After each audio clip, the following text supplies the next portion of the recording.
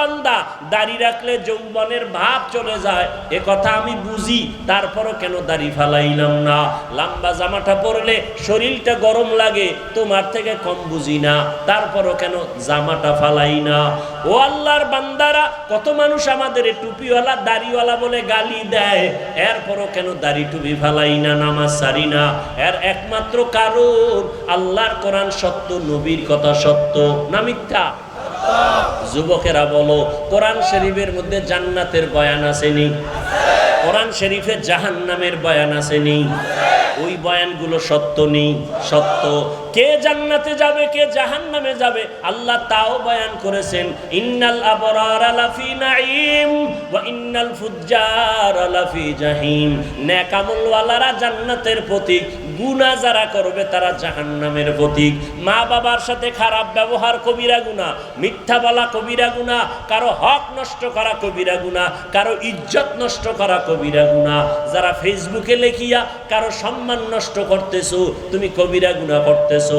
গালি দেওয়া কবিরা গুনাহ, চুরি করা কবিরা গুনাহ, ডাকাতি করা কবিরা গুনাহ, কাউকে হত্যা করা কবিরা গুনাহ। এই যে গুনাহ করতেছো, তওবা না করিয়ে যদি কবরে যাও, তোমার জাহান্নাম শুরু হয়ে যাবে। জান্নাতটা কেমন আরামের ঘর, তাও আল্লাহ বয়ান করেছেন। জাহান্নামটা কেমন ভয়ঙ্কর, তাও আল্লাহ কোরআনে বয়ান করেছেন।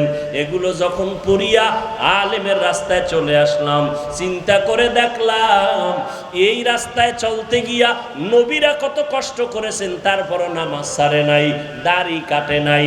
আম্বিয়ায়ে কেরাম, সাহাবায়ে কেরাম কষ্ট করেছেন, কত মানুষ অত্যাচার করেছে, নামাজ ছাড়েন নাই, দাড়ি কাটেন নাই। আলেমরা কষ্ট করেছেন, তারপরও নামাজ ছাড়ে নাই, দাড়ি কাটে নাই, বেপরদায় চলে নাই। অতএব চিন্তা ভাবনা করে দেখলাম দুনিয়ার সম্মান কিছুই না রে বাবা। চোখের সামনে কত যুবকের লাশ, আমার বয়সের কত ক্লাসের ছাত্র ভাইরা আজকে দুনিয়ায় নাই, কবরে চলে গেছে।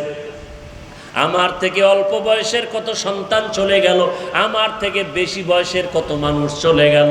ও আল্লাহর বান্দা, একদিন আমাকেও যেতে হবে, তোমাকেও যেতে হবে।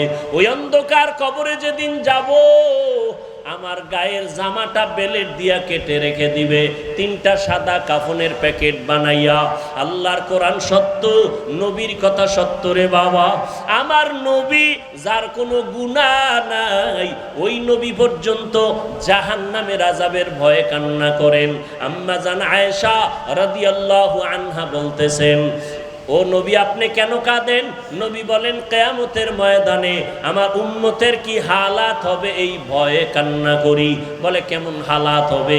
বলে কিয়ামতের ময়দানে সূর্যের গরম, জাহান্নামের আগুনের গরম, নবীরা পর্যন্ত বেকারার হয়ে কান্নায় বিভোর হয়ে যাবেন।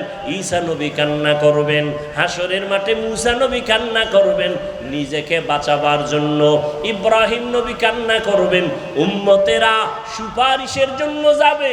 সব নবীরা কান্না করে উম্মতেরে তাড়ায় দিবে, মূসা নবীও তাড়ায় দিবে, ঈসা নবী তাড়ায় দিবে।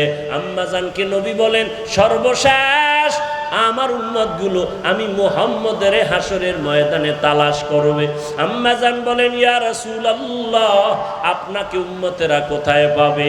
রহমতের নবী বলেন, আয়েশা তখন আমি আল্লাহর কুদরতের সামনে মাকামে মাহমুদে সিজদায় পড়ে কান্না করব। সমস্ত নবীরা নিজেদের জন্য কান্না করবেন, আমি নিজের জন্য কাঁদবো না। আমি কান্না করে বারবার আল্লাহকে বলবো, হে আল্লাহ আমার উম্মতেরে বাঁচাও, আমার উম্মতেরে বাঁচাও, আমার উম্মত যেন জাহান্নামে না যায়, ও আমার উম্মতেরে বাঁচাও। আল্লাহ পাক অর্ডার করবে, নবী আপনি কাঁদবেন না, উম্মতেরে ধরিয়া ধরিয়া জান্নাতের পথে নিয়ে যান। আম্মা জান আয়েশা বলেন, তখন কি করবেন? নবী বলেন, আমি আল্লাহর অর্ডার পাইয়া উম্মতগুলো ধরে ধরে জান্নাতের দিকে নিয়ে যাব। আম্মা জান বলেন, ইয়া রাসূলুল্লাহ কোটি কোটি মানুষের মধ্যে আপনি চিনবেন কি করে? নবী বলেন, ও আয়েশা আমার যারা মুহাব্বতের উম্মত, দুনিয়াতে ওযু বানাইয়া 5 বেলার নামাজ পড়ছে, তাদের ওযুর জায়গাগুলো কিয়ামতের ময়দানে নূরের আলোতে ঝলমল করতে থাকবে। আমি নবী দেখিয়া জান্নাতের ময়দানে নিয়ে যাব। ও নবীর আশিকের দল, ওই কিয়ামতে যদি বেনামাজি হইয়া দাঁড়াও, বেপরদাওয়ালা হইয়া দাঁড়াও, নবী বলবেন তুমি আমার উম্মত না। আল্লাহ গাইবি আওয়াজ দিয়া বলবেন গুনাহগার বেনামাজিওয়ালাদের জাহান্নামের শিকল লাগাইয়া বাঁধো, জাহান্নামের আগুনের মধ্যে নিক্ষেপ করে দাও। ও আল্লাহর বান্দারা, হেদায়াতের মালিক আমার আল্লাহ। আমার নবীজির বয়ানে আবু জাহাল কালেমা পড়ে নাই, কপাল বড় খারাপ। আর ওমরের মতো বান্দা তরবারি নিয়ে নবীকে গলা কাটতে আসিয়া কালেমা পড়ে ফেললো। এই দুনিয়াতেও একদল মানুষ হাজারো বয়ান শুনিয়া কালেমা পড়বে না, বাইরে গিয়া সমালোচনা করবে, বিরোধিতা করবে। আর একদল আল্লাহর গোলাম গুনার কথা স্মরণ করে তওবা করবে, আর মনে মনে বলবে হে মালিক, জীবনে কত নামাজ ছাড়লাম, বেপরদায় চললাম, গুনাহ করলাম, আজকে থেকে নামাজ ছাড়বো না, বেপরদায় চলবো না, দাড়ি কাটবো না, মা বাবারে কষ্ট দিব না, উলামায়ে কেরামের পরামর্শ নিয়া নবীর তরিকা মানিয়া চলবো। ও যুবক বাবারা, ও বৃদ্ধ বাবাজিরা, ও পর্দার আড়ালের মা বোনেরা, তওবা করার মতো যদি নিয়ত হয়, মনে মনে আল্লাহকে বলো আল্লাহ আর নামাজ ছাড়বো না, গুনাহ করবো না, নবীর তরিকা মানিয়া, উলামায়ে কেরামের পরামর্শ নিয়া, আর মা বাবার দোয়া নিয়া 5 বেলার নামাজ পড়বো। তওবা করার মতো যদি নিয়ত হয়, খাঁটি তওবার নিয়তে দুটো হাত আমার আল্লাহকে দেখায় দাও। আয় আল্লাহ, হাতগুলো কবুল করে নেন, তওবা কবুল করে নেন, তওবার উপরে মজবুত হইয়া চলার মতো তৌফিক দান করেন, আমিন।